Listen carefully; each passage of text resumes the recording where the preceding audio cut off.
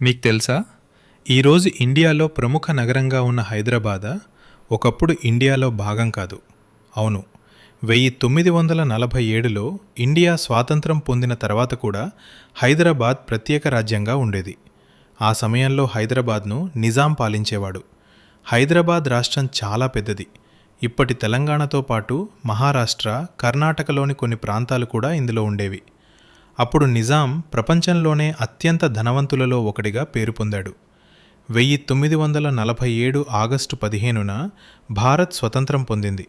చాలా రాజ్యాలు ఇండియాలో కలిశాయి. కానీ హైదరాబాద్ నిజాం మాత్రం ఒప్పుకోలేదు.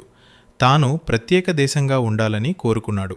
అప్పట్లో హైదరాబాద్కు సొంత కరెన్సీ, సొంత సైన్యం, సొంత పోస్టల్ వ్యవస్థ కూడా ఉండేవి. ఇక పరిస్థితులు క్రమంగా ఉద్రిక్తంగా మారాయి. రజాకార్లు అనే గ్రూప్ హింస సృష్టించడం ప్రారంభించింది. దీంతో ఇండియా ప్రభుత్వం చర్య తీసుకోవాలని నిర్ణయించింది. 1948 సెప్టెంబర్లో ఆపరేషన్ పోలో అనే మిలిటరీ ఆపరేషన్ ప్రారంభమైంది. ఇండియన్ ఆర్మీ కేవలం 5 రోజుల్లో హైదరాబాద్ రాష్ట్రాన్ని తమ ఆధీనంలోకి తీసుకుంది. చివరికి నిజాం లొంగిపోయాడు.